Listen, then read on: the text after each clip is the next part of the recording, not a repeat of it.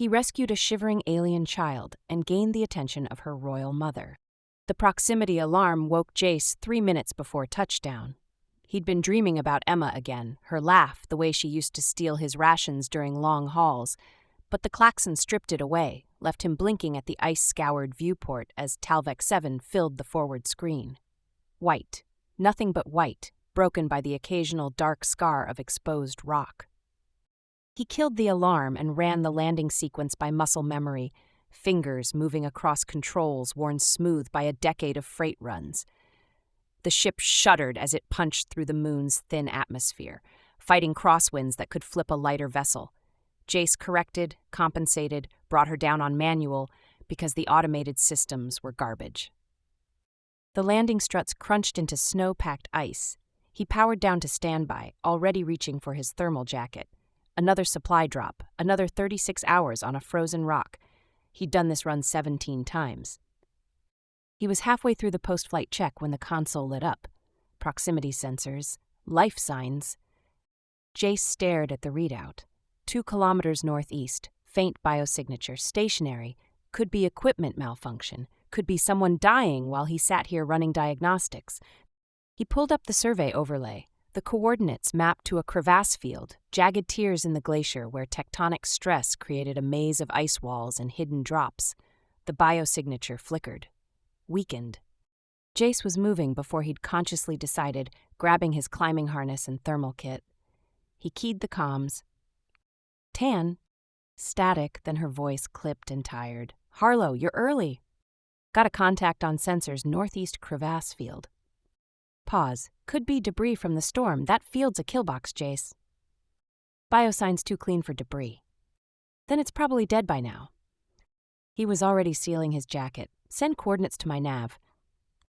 Outside, the wind hit him like a fist, driving ice crystals against his face shield. Visibility dropped to 10 meters. He clipped his safety line to the hull anchor and started walking, following the nav display. Each step required thought, testing the surface, watching for stress fractures. The crevasse field appeared as darker shapes in the whiteout. Jace found the wreckage halfway down the 3rd crevasse. Twisted metal, scorched plating, the shattered remnants of something that might have been a shuttle. Design was wrong, too elegant. The biosignature pulsed on his display, 20 meters down. He anchored his rappel line, tested the hold twice, and descended. The wind died inside the crevasse. His headlamp caught fragments, shredded insulation, symbols etched in an unknown language, a seat harness designed for someone with a narrower frame than human standard. Then he saw her. Small, too small, huddled against the far wall where the wreckage created a pocket of shadow, wrapped in thermal blankets that had failed. Her skin was blue, not hypothermia blue, but actually blue, bright cerulean that seemed to glow faintly. Large eyes, amber like firelight, half open and unseeing. Pointed ears swept back from her skull, 4 fingers on each hand. Alien. He was looking at an alien child and she was dying. Jace crossed the distance on instinct, dropping to his knees beside her. She was breathing, barely, shallow pulls that didn't move her chest enough. He pressed his glove to her forehead and felt the cold radiating through the insulated material. Hypothermia, advanced stage. Minutes, maybe less. He stripped off his thermal jacket without thinking, wrapped it around her small frame, and pulled her against his chest. She was lighter than Emma had been. Her head lolled against his collarbone. He secured her with one arm, started climbing with the other, hauling them both up through arm strength and momentum. The wind slammed into them at the top. Jace turned his back to it, shielding her, and started the walk back. His internal temp gauge dropped. 15 degrees, 20, 30. His muscles began to lock up. He focused on the nav display, on putting one foot in front of the other, on the tiny heartbeat fluttering against his ribs. He made it to the outpost's airlock before his vision started to gray. Dr. Mira Tan caught him as he stumbled through the inner door. She took one look at the blue-skinned child, and her expression went flat and professional. Exam room. Now, Jace laid the child on the med table. Tan was already scanning, pulling up diagnostics, heated blankets, IV line, oxygen mask fitted over that small alien face. Veirathi, Tan said, not looking up. I've seen their ships on long-range scans, never seen one of their people. She glanced at him. You just started a diplomatic incident. If she dies in human care, the fallout's going to be catastrophic. She's not going to die. You can't know that. But he could. He'd seen Emma's body after the mining collapse, had held her while she was still warm. This child was still here, still fighting. He could see it in the way her fingers twitched. He pulled a chair close and sat down. The child's amber eyes opened briefly, unfocused, and her hand moved, small blue fingers wrapping around his scarred ones. The grip was weak but deliberate. Jace held on back. The night stretched.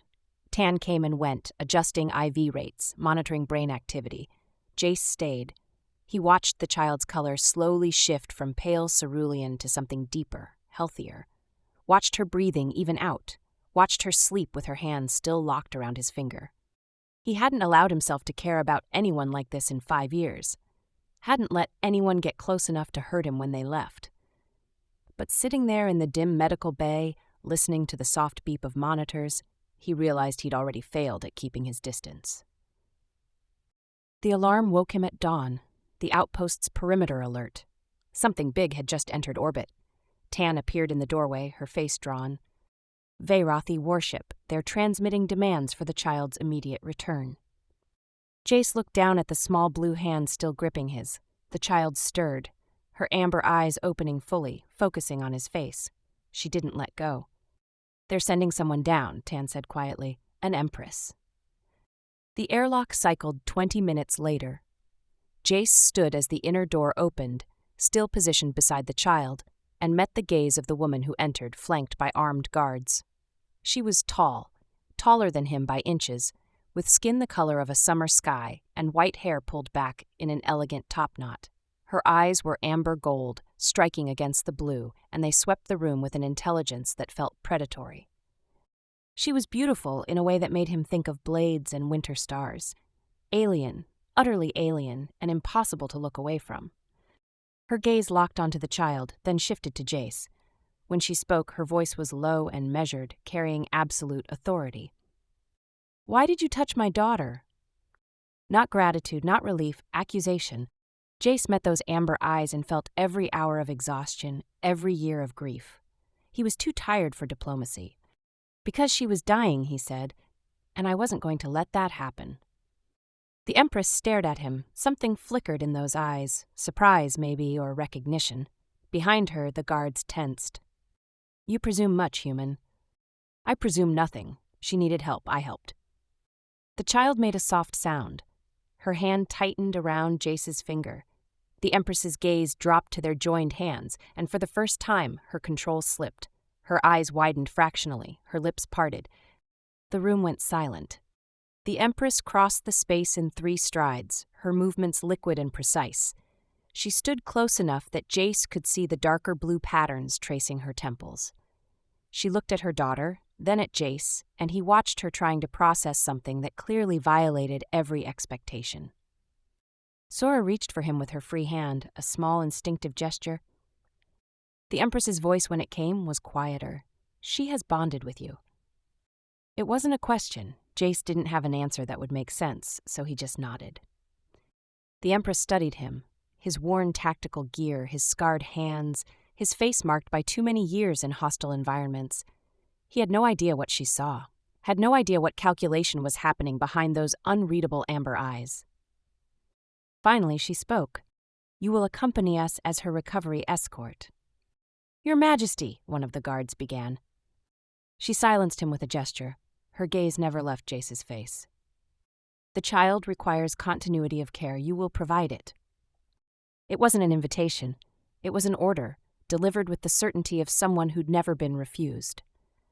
But Jace saw the truth beneath it, saw the flicker of uncertainty in her eyes, the way she looked at her daughter's hand wrapped around his. She didn't understand what had happened between them, and she needed to. The Veyrothi flagship was a cathedral of ice and precision. Every surface gleamed with cold efficiency, brushed metal corridors lit by strips of pale blue light, doorways that opened without sound, air recycled so perfectly it tasted sterile. Jace moved through it like he was walking on glass, aware that every step was monitored, every breath observed by a crew that regarded him with suspicion bordering on hostility. His quarters were functional: narrow bed, storage locker, viewport showing the star field rotating slowly as the ship maintained orbit. No decoration, no warmth. He'd slept in worse, had lived in worse for months at a time during the deep halls. But this felt different, like being inside something alive that didn't want him there. Sora's quarters were 3 doors down. He went there twice daily for recovery sessions, monitored by Veirathi medical staff who took readings and spoke to each other in their own language, never acknowledging him except to step aside when he entered. The child's face would light up every time, her amber eyes brightening, her small body straightening from whatever careful stillness she'd been maintaining. She'd talk to him, fragments at first, then more, about the shuttle, about being cold, about the moment she'd stopped feeling afraid because someone warm had found her. The medical staff would watch with expressions Jace couldn't read, then leave them alone in 15-minute increments, as if proximity to a human required careful dosing. Kyvrin observed from doorways, never entering, never speaking, but always there at the edge of his peripheral vision. He'd feel her presence before he saw her. A shift in the air, a weight of attention that made the back of his neck prickle. She'd watch how he spoke to Sora, how he listened without interrupting, how he used humor to ease the child's fear when the medical scans made her nervous. On the 4th day, he caught her staring. She didn't look away, just stood there in the corridor, her amber eyes reflecting the blue light, her expression unreadable. Jace held her gaze for 3 heartbeats, then turned back to Sora, who was showing him a drawing she'd made, stick figures in what might have been a garden, one blue and small, one brown and tall. When he looked back, Kyvrin was gone.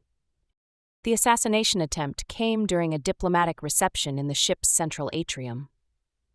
Jace had been standing near the viewport, nursing something that tasted like mint and metal, watching Kyvrin move through her court with the grace of someone who'd learned to weaponize every gesture.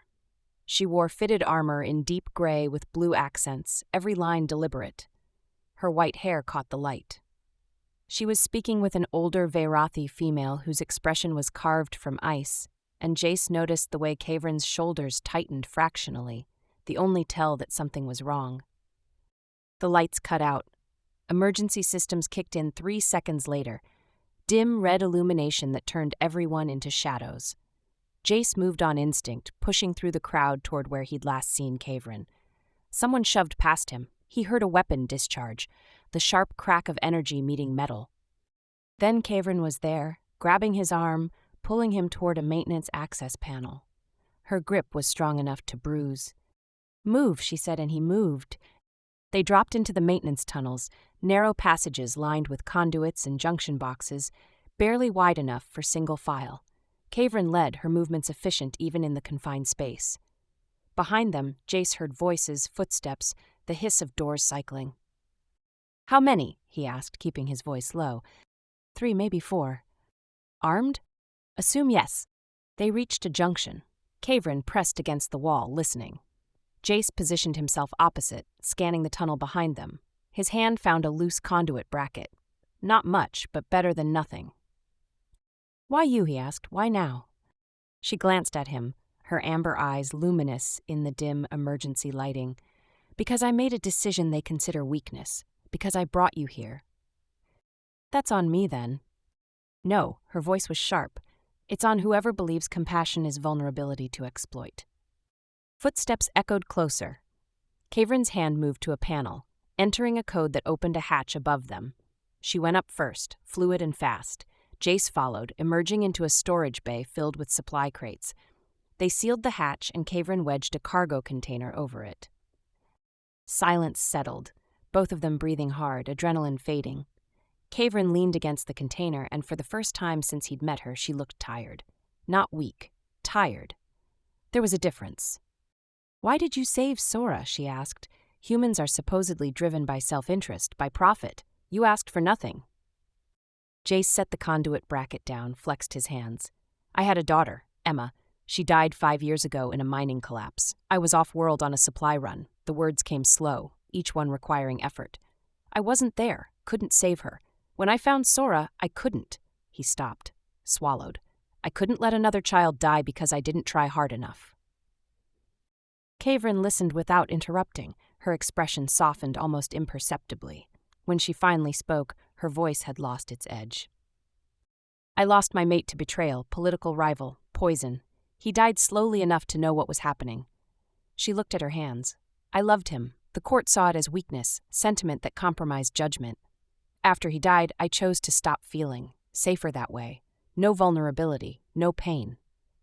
Strength isn't the absence of pain, Jace said quietly. It's carrying it and still showing up. She met his eyes, held them. Something passed between them, recognition maybe, understanding. The moment stretched until the silence felt less empty and more full. They made it back to the command deck 40 minutes later. Commander Derek had secured the attackers, locked down the ship. Kavrin gave orders with her usual precision, but Jace saw the way she kept glancing at him, like she was confirming he was still there. Their conversations became routine after that. Late-night exchanges in the observation deck, where the viewport showed nothing but stars and the infinite dark between them. Kavrin would ask questions about human culture, about grief and love and the way humans forgave so easily. Jace would answer honestly, surprised by her curiosity, by the way she listened, fully present, absorbing every word. He found himself drawn to those moments, to the way starlight reflected in her amber eyes, to the sound of her voice when she wasn't performing authority for her court, to the rare occasions when she'd smile, small and tentative, like she was testing a muscle she'd forgotten how to use. Sora's recovery accelerated. She started spending time with both of them, her presence creating a bridge neither adult had asked for but both needed. One evening, Jace sat on one side of the child's bed, Kavrin on the other, reading from a datapad in Veirathi while Jace translated the human stories Sora kept requesting. The child's breathing evened into sleep, one hand holding his, the other holding her mother's. Kavrin looked at him across the small body and something shifted in her expression. Fear, maybe. Want. Recognition that she'd let someone past defenses she'd spent years building. They stayed like that until Sora's grip loosened, then carefully extracted themselves. In the corridor outside, Kavrin paused. "This frightens me," she said, not a confession, a statement of fact. "Yeah," Jace said, "me too." She reached out, her blue fingers brushing his jaw. The touch was feather-light. Testing. Jace held still, letting her decide, and when she leaned in, he met her halfway. The kiss was brief, desperate, tasting like risk and relief. Her lips were cooler than human standard, softer than he'd expected. She froze against him, not pulling away but suspended in the moment, her breath catching. He felt her trembling. "I don't know how to do this," she whispered. "Neither do I." But she stepped back anyway, her control reasserting itself like armor sliding into place. Her amber eyes were wide, overwhelmed. She turned and walked away without another word, leaving Jace standing in the corridor with the ghost of her touch still burning on his skin. The trap sprang 2 days later. Commander Durek summoned Jace to the command deck, where Kavrin stood surrounded by her senior officers. Her face was carved from ice. Her eyes, when they met his, were winter stars, cold and distant and utterly unreadable. "Evidence has surfaced," she said, her voice carrying to every corner of the deck, "suggesting your rescue of my daughter was not coincidence but conspiracy, that you were paid by Veirathi dissidents to destabilize my rule by exploiting her vulnerability." Jace felt the words hit him like a physical blow. "That's not—" "Financial records, communications, testimony from contacts in the outer colonies." She gestured and a display materialized showing data he'd never seen, conversations he'd never had. "You deny this?" "Yes, all of it. I was never—" Then explain how a human cargo pilot operating routine supply runs just happened to be in position to intercept a shuttle crash orchestrated by my political enemies.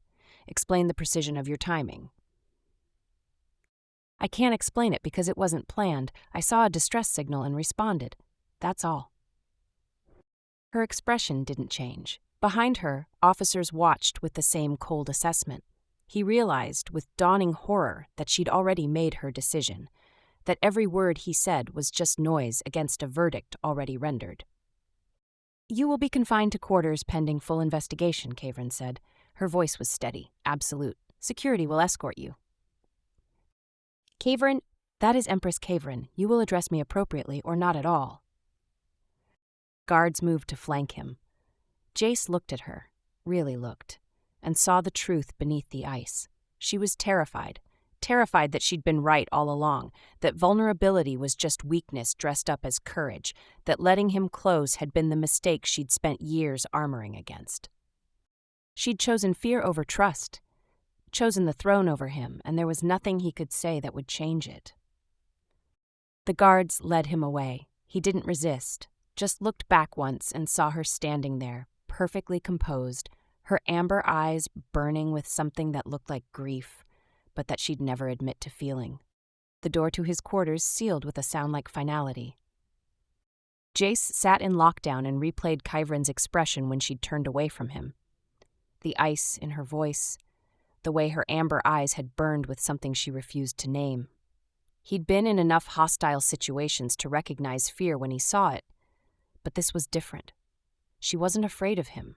She was afraid of what trusting him would cost her. He understood that. Had spent 5 years building the same walls, keeping people at arm's length because caring meant vulnerability, and vulnerability meant loss. But sitting there in the sterile quarters with no way to prove his innocence, no way to reach the woman who'd kissed him like she was drowning, he'd never felt more helpless. The viewport showed stars, always stars, rotating slowly as the flagship maintained its course toward the Veirathi homeworld. He counted them when sleep wouldn't come.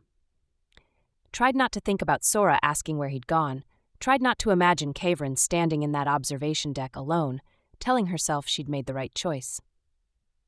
He'd fallen for someone who might never trust him again, someone whose entire civilization had taught her that emotional vulnerability was weakness, and there wasn't a damn thing he could do about it, except wait. Caverin threw herself into the investigation with the focus of someone trying to outrun her own thoughts. She interrogated witnesses, analyzed data streams, cross-referenced financial records until her eyes burned. Commander Derek watched from the edge of the command deck, his expression carefully neutral, but she felt his judgment anyway. The evidence was thorough, too thorough. Communications showing contact between Jace and known dissidents, financial transfers that tracked to accounts in the outer colonies, testimony placing him in sectors he'd supposedly never visited. It built a narrative that made sense. Human opportunist, exploiting imperial weakness for profit. But it didn't fit. She kept circling back to the moment she'd found him in that outpost, exhausted and hypothermic, holding Sora like she was the only thing keeping him upright. The way he'd looked at her daughter, not calculating, not assessing, just relieved that the child was breathing. You couldn't fake that, could you? She worked through the night, refusing rest, refusing to acknowledge the hollow ache in her chest that had nothing to do with political conspiracy and everything to do with the memory of his hands cupping her face, the warmth of his mouth against hers. She'd let someone past her defenses, and now she was paying the price. Again, like she always did. Sora stopped eating on the 3rd day. The medical staff reported declining vitals. Nothing critical, but concerning. Caverin went to her daughter's quarters and found the child curled on her bed, facing the wall. Her bright azure skin had taken on a sickly pallor. Sora, Caverin sat on the edge of the bed, her movements careful. You need to eat. The child didn't respond, just lay there small and still, her breathing shallow. The doctors say you're recovering well. Your core temperature is stable. Another week and you'll be cleared for normal activities. Nothing. Caverin reached out, touched her daughter's shoulder, and felt the slight flinch. Rejection. From her own child, because she'd removed the one person Sora had bonded with. He'll be back, Caverin said, the words scraping her throat raw. Once the investigation concludes, if he's cleared. He didn't do anything wrong. Sora's voice was small, muffled against the bedding. He saved me, he was kind, and you locked him away. I'm protecting you, protecting us. From what? Sora turned then, her amber eyes enormous in her small face. From someone who cares? Is that what we're afraid of? Caverin had no answer. Just sat there looking at her daughter. This child she'd kept at careful distance, this vulnerability she'd tried to manage rather than feel, and realized she'd been teaching Sora the same isolation that had cost her everything that mattered. The message from Dr. Tan arrived encrypted, routed through Commander Derek's personal channels. Kevrin read it twice, analyzing every word for deception or bias, finding none. Flight logs showing Jace's routine patterns over 5 years. No anomalies, no unexplained detours. Financial records from the Outposts banking network. Clean, nothing but legitimate cargo payments. Testimony from colleagues who'd worked with him, describing a man who kept to himself, who'd lost his daughter and never quite recovered, who did his job and asked for nothing. The final paragraph was personal, addressed to whoever was reading. The man I know would never exploit a child, would never weaponize compassion. He spent 5 years punishing himself for failing to save his own daughter. If you think he orchestrated Sora's rescue for political gain, you don't understand him at all. Kavrin sat alone in her private quarters, hands trembling as she accessed the original evidence against Jace. She ran deeper analysis, tracing the data's origin points, examining the timestamps. The fabrication was masterwork, subtle, layered, designed to withstand surface investigation. But under scrutiny, patterns emerged. Communications that predated Jace's presence in those sectors. Financial transfers that originated from accounts he'd never accessed. Testimony from witnesses who'd never met him. She'd condemned him not because the evidence was strong, but because believing him meant risking the pain she'd spent 12 years avoiding. Because trusting him meant admitting that love wasn't the weakness that had killed her mate. Fear was. Fear had made her pull back, made her choose duty over connection, made her believe that isolation was the same as strength. She'd been wrong about everything. Commander Derek found her in the war room, where she'd been working for 6 straight hours. He stood in the doorway, his cobalt blue face grave. "We've identified the source," he said. "Lady Thesson, your sister."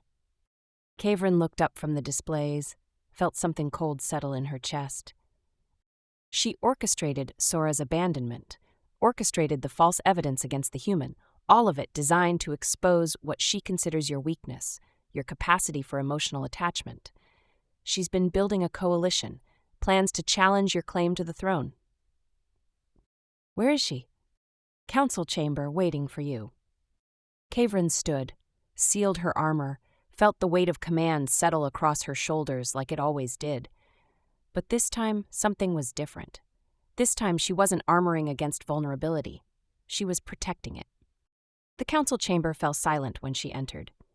Thesson stood at the center, surrounded by loyalists, older Veyrathi nobles whose faces reflected the same ideological rigidity.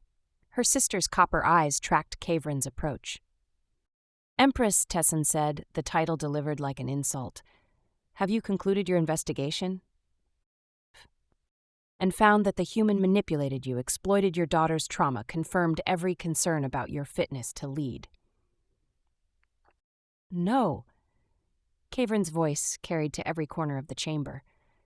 "I found that you orchestrated an attempt on your own niece's life, that you fabricated evidence to frame an innocent man, that you've been working to destabilize my rule through manufactured crisis." Thesson didn't deny it, just lifted her chin. "Your attachment to that human proves you're unfit. The Veyrathi Empire cannot be ruled by someone who allows sentiment to compromise logic, who mistakes weakness for strength." "You're right," Kavrin said. "I made a mistake." The chamber stirred. Thesson's expression shifted toward satisfaction. "My mistake wasn't caring. It was believing that love made me weak, that vulnerability was something to excise rather than honor." Kavrin addressed the full council now, her amber eyes blazing. "I loved my mate. His death taught me to fear connection. I've spent 12 years ruling by isolation, believing that distance equals strength. But I was wrong." She moved closer to Thesson, her voice dropping but losing none of its power. "Strength without vulnerability is just isolation dressed as authority. Leadership requires not the absence of emotion, but the courage to feel and still act with clarity. You orchestrated my daughter's near death to prove I'm unfit. Instead, you proved that our people's obsession with emotional suppression has left us fractured, paranoid, and alone." "Sentiment is weakness," Tessin said. "It clouds judgment, invites manipulation." No, fear is weakness, and I won't let it rule me anymore. Kavrin turned to Commander Darik. Strip Lady Thesson of all titles and holdings. Exile from court, effective immediately. Her co-conspirators will face tribunal. Thesson's voice rose. The council will never accept this. You've condemned yourself. But Kavrin was already walking toward the exit. She had one more mistake to correct. Jace's door opened without warning. He stood from where he'd been sitting on the bed, expecting guards, and found Kavrin instead. Alone. Her white hair was loose around her shoulders, her armor still sealed, her amber eyes reflecting exhaustion and something that looked like regret. I was wrong, she said. No preamble, no justification. The evidence was fabricated. My sister orchestrated everything, Sora's abandonment, the conspiracy narrative, all of it. You were innocent, and I condemned you because I was afraid. Jace just looked at her, waiting. I've spent 12 years protecting myself, building walls, believing that distance was the same as strength. Her voice cracked, barely. When I met you, when I saw how you cared for Sora without agenda, without calculation, it terrified me. Because it meant everything I'd built my life around was wrong, that I'd wasted years being afraid of the only thing that matters. And what's that? His voice was rough from disuse. Connection, trust, the courage to risk pain for something real. She took a step closer. I'm sorry for doubting you, for choosing fear over trust, she stopped, swallowed, for hurting you when you deserved better. Jace studied her face, the exhaustion, the fear, the hope she was trying so hard to contain. He thought about walking away, about protecting himself the way he'd been doing for 5 years, about the safety of keeping his distance. Instead, he closed the space between them and pulled her into his arms. She went rigid for a heartbeat, then collapsed against him, her forehead pressing into his shoulder. He felt her trembling, felt her hands grip his jacket like he was the only solid thing in a collapsing universe. I don't know how to do this, she whispered against his chest, how to trust again without terror. We'll figure it out, he said, together. She tilted her head back, met his eyes. Her amber gaze was wet with tears she'd probably never let herself cry. Jace kissed her. Not desperate this time. Deliberate. A promise that he was here, that he wasn't going anywhere, that fear didn't have to win. She kissed him back with the fervor of someone who'd been drowning and finally remembered how to breathe. The flagship's approach to the Veyrathi homeworld erupted into chaos when Thesson's loyalists seized the bridge 3 hours before planetfall, locking down critical systems and demanding Kavrin's abdication. Jace was with Kavrin in her quarters when the alarm sounded. She moved instantly, sealing her armor, pulling up tactical displays. Her amber eyes reflected red emergency lighting. How many? Jace asked, checking his weapon charge. 15, maybe 20. They've barricaded bridge access. Her fingers flew across controls. They're threatening to vent atmosphere in civilian sections if I don't surrender command codes. Sora's quarters are there. I know. They moved together through maintenance corridors, Kavrin leading with tactical precision, Jace covering their rear. They encountered resistance at the third junction. 2 guards in full armor. Kavrin took the first with a strike, exploiting armor gaps. Jace handled the second with a cargo hook as improvised leverage. They didn't stop. Darik's organizing loyalists, Kavrin said as they climbed through a ventilation shaft. But they're scattered. Thesson planned this well. It's a trap, Jace said. Obviously. We're walking into it anyway.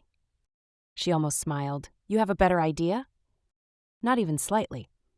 They reached Sora's quarters to find guards posted outside. Kavrin hit them with practiced efficiency while Jace covered the corridor. The door opened.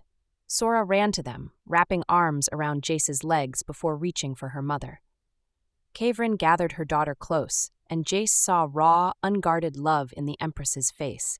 They moved as a unit toward the bridge, avoiding major firefights by using service passages. Kavrin's strategic mind and Jace's improvisation complemented each other. She calculated angles while he spotted environmental advantages. They protected each other without hesitation. They reached bridge access to find Thesson flanked by 4 armed loyalists. She held a blade to a small Veyrathi child's throat.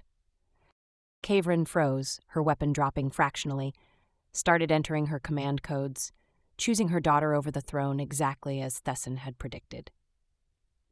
Sora made a sound behind Jace. He glanced back and saw the real child pressed against the wall, terrified.